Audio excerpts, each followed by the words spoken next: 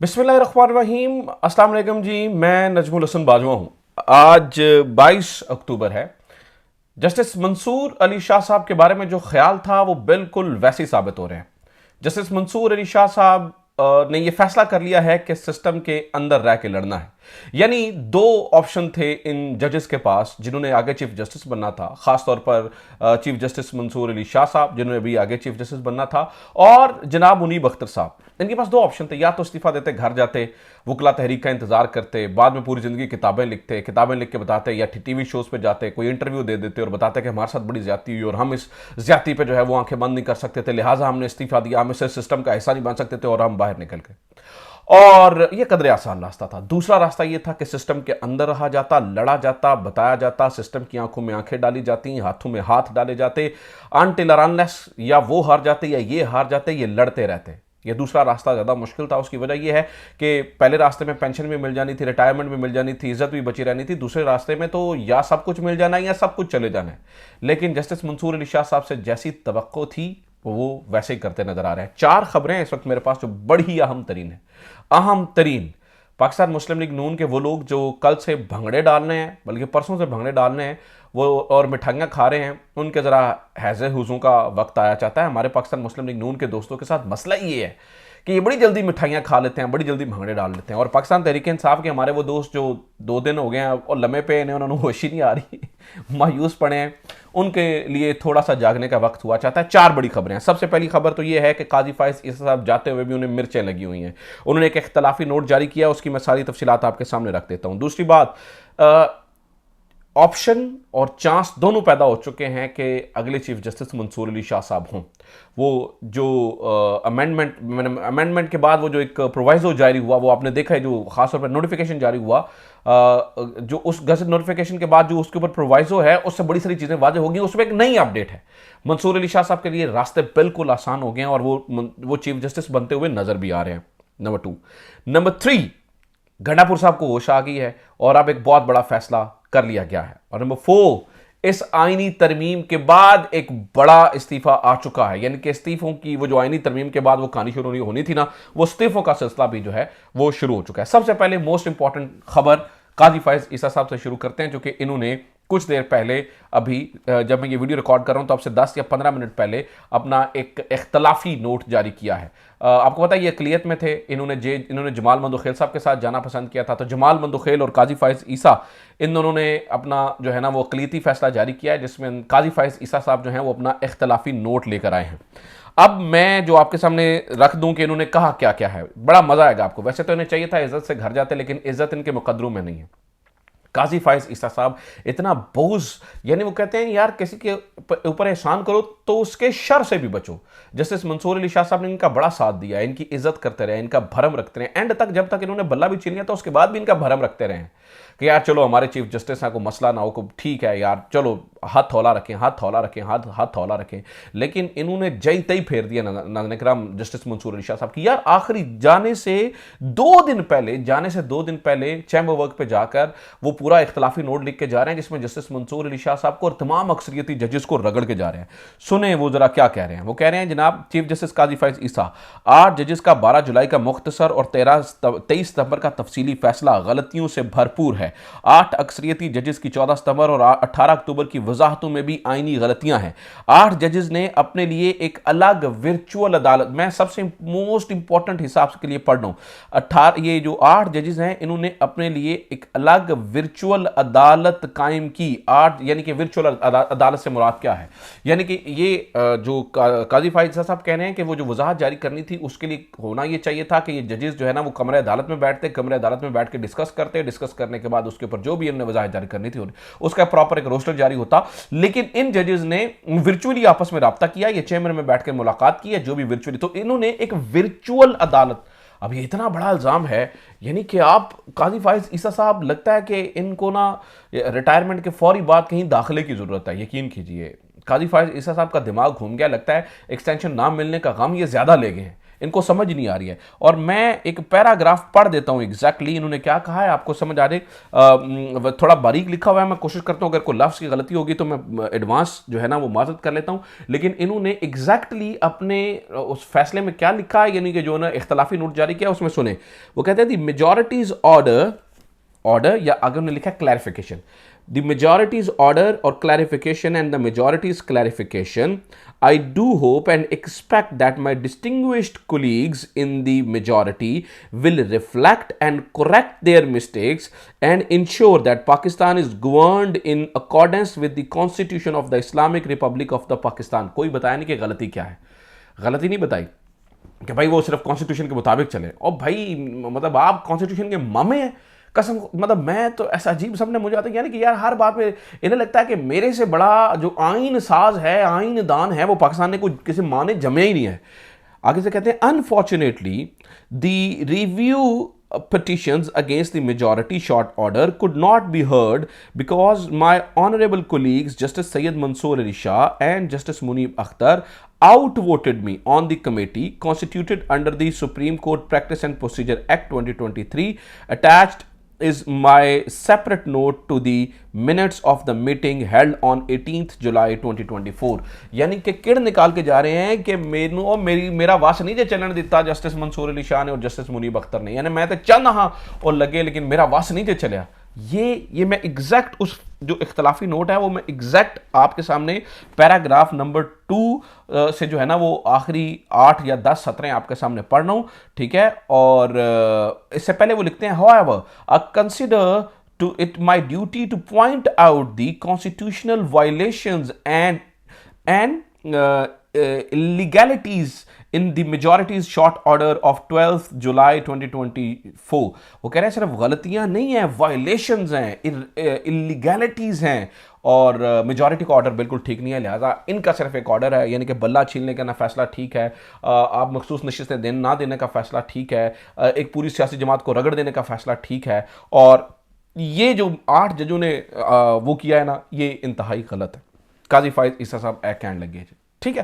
तो काजी फाइज ईसा साहब के इस मेजॉरिटी जजमेंट के साथ क्या होगा, डस्टबिन के अंदर, तारीख के कूड़ेदान के अंदर जाएगा। इन्होंने एंड पे जाके, मैं आपको बताऊं ये पता क्यों दिया है ये फैसला, इनका ख्याल है कि वो अभी जो रिव्यू है वो लगेगा आईनी बेंच के अंदर, और आईनी बेंच के अंदर जो वकला हैं वो मेरे इस इख्तलाफी नोट को लेकर जाएंगे और ये इख्तलाफी नोट फ़ायदामंद साबित होगा। ये इतनी दूर के काजी फाइज ईसा साहब सोच के गए। खैर जो भी उन्होंने करना था कर दिया। अब ज़रा जनाब अगली कहानी सुनिए। बहुत चांसेस पैदा हो गए हैं कि गवर्नमेंट को मजबूरन चीफ जस्टिस मंसूर अली शाह साहब को नोटिफाई करना पड़ेगा। उसकी मैंने इससे पिछली वीडियो में एक डिटेल रीज़न बताई। मैंने आपको बताया कि अगर ये जस्टिस याहिया अफरीदी को नोटिफाई करते हैं तो उस नोटिफिकेशन के मुताबिक जो है वो अगर वो इनकार कर देते हैं तो अल्टीमेटली इन्हें जस्टिस मंसूर अली शाह साहब को चीफ जस्टिस बनाना पड़ेगा और इनकी मजबूरी बन जाएगी। लिहाजा ये किसी भी परेशानी और शर्मिंदगी से बचने के लिए चीफ जस्टिस मंसूर अली शाह साहब का नोटिफिकेशन बजाते खुद कर देंगे। ये बजाते खुद चीफ जस्टिस मंसूर अली शाह साहब को जो है वो बना देंगे, चीफ जस्टिस बना देंगे। इसमें मुझे कोई ज़्यादा परेशानी नज़र नहीं आती है। अब ज़रा सुन लीजिए इसके ऊपर हमारे दोस्त मोहम्मद अशफाक, जो कि काफ़ी करीबी समझे जाए। मोहम्मद अशफाक दुनिया न्यूज़ के रिपोर्टर हैं और बड़े सीनियर रिपोर्टर हैं, बड़ा शानदार रिपोर्टिंग करते हैं, ठीक है। तो उन्होंने 2 ट्वीट किए हैं और ये जस्टिस मंसूर अली शाह साहब के बहुत करीबी समझे जाते हैं।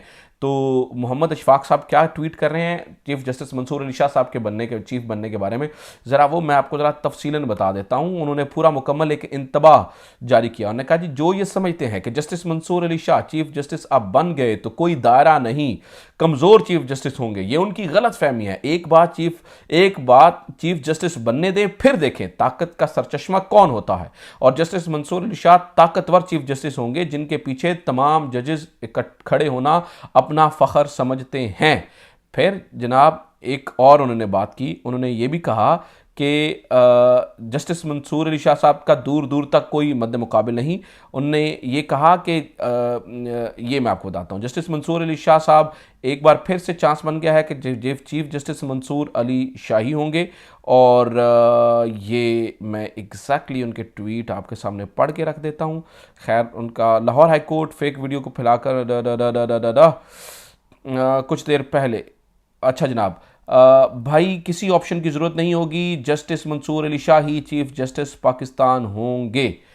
किसी ऑप्शन की ज़रूरत नहीं, चीफ जस्टिस मंसूर अली शाह ही चीफ जस्टिस पाकिस्तान होंगे। ये मोहम्मद अशफाक साहब का कहना है और ये इनकी दी हुई खबरें जो है, एक्सक्लूसिव खबरें, वो बहुत सारे मौकों के ऊपर जो है वो सच साबित होती हैं। तो चीफ जस्टिस मंसूर अली शाह साहब का जो है ना वो चीफ बनने का, यानी कि चीफ जस्टिस मंसूर अली शाह साहब का चीफ जस्टिस बनने का जो रास्ता है वो दिन ब दिन आसान से आसान तर होता हुआ नज़र आ रहा है, और नज़र आ रहा है कि वो चीफ जस्टिस जो है वो बन जाएंगे। कोई बहुत बड़ी खैर प्रॉब्लम इस वक्त नज़र नहीं आ रही है उनके चीफ बनने के अंदर। गवर्नमेंट को मुंह की खाना पड़ेगी और वो चीफ जस्टिस बन जाएंगे। अच्छा, इस पूरी सूरत हाल के अंदर एक एंट्री होती है जनाब गंडापुर साहब की, अली अमीन गंडापुर साहब।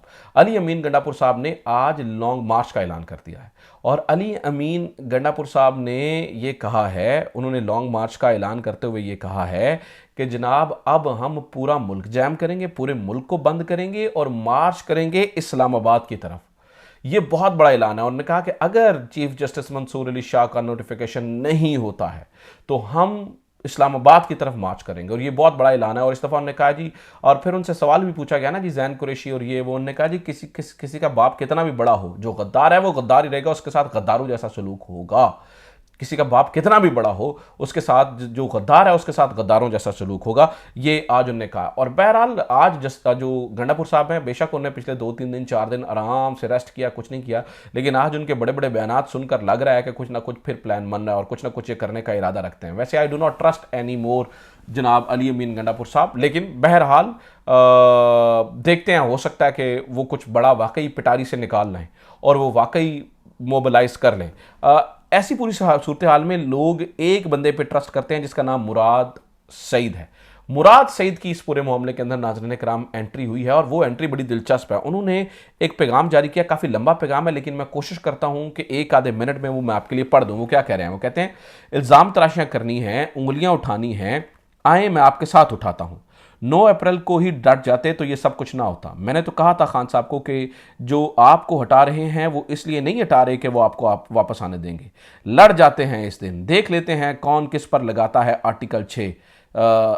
सही है ऐसे, ठीक है। फिर ने कहा चलो, फिर 25 मई को तो वापस ना जाते, लोग मरते, 3 साल मर ही तो रहे हैं, तब मर जाते, ये फौज और अवाम के सामने ला रहे थे, तो अब क्या हुआ, तभी हो जाता नहीं।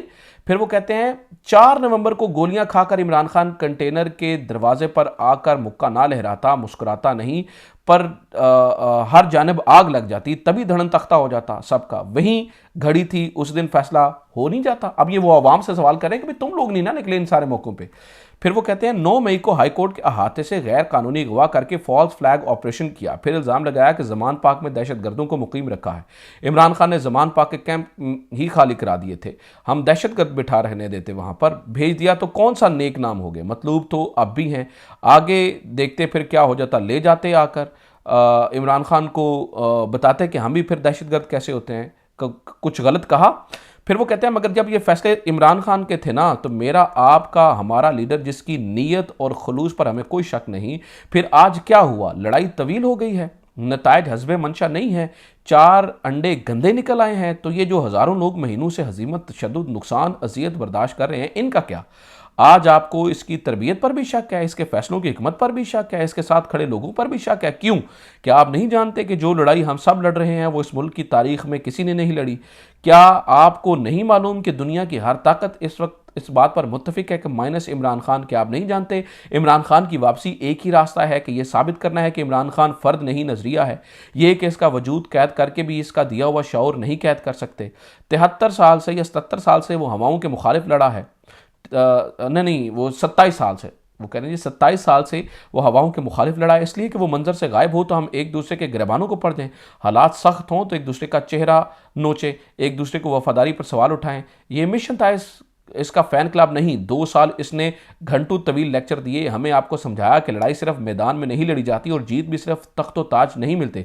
हम कैसे ये 20 दिन में भूल सकते हैं? तो उन्होंने बड़ी पुरमग़ज़ गुफ्तगू की है। वो कहते हैं, उनका कहने का मतलब है आपस से ना लड़ो, एकजुट होकर इस वक्त जो है वो अवाम के लिए बाहर निकले, इस वक्त ये उनका पैगाम है। अच्छा, इस्तीफ़े की भी कहानी मैं आपको सुना दूं तो जनाब वाला हुआ ये है, कासिम रोंझो साहब जिनको व्हील चेयर के ऊपर लेकर आया गया, और उनको उनसे वोट दिलवाया गया, जिनको डायलिसिस वाले दिन उठाया गया और उनके बेटे को उठाया गया। बड़ा ख़तरनाक इस्तीफ़ा है ये। अख्तर मिंगल साहब पहले बजाते खुद ईवान से मुस्ताफ़ी होकर चले गए थे, अब उन्होंने अपने इस रुकन को भी जो है वो उनका भी इस्तीफ़ा ले लिया है। कासिम रोंजो जो है वो सेनेट में बीएनपी मिंगल के पार्लिमानी लीडर भी थे, तो उनका जो है वो इस्तीफ़ा ले लिया गया है। उम्मीद करता हूँ ये वीडियो आपके लिए इन्फॉर्मेटिव रही होगी। अपना ख्याल रखिए। खुदा हाफिज़। पाकिस्तान।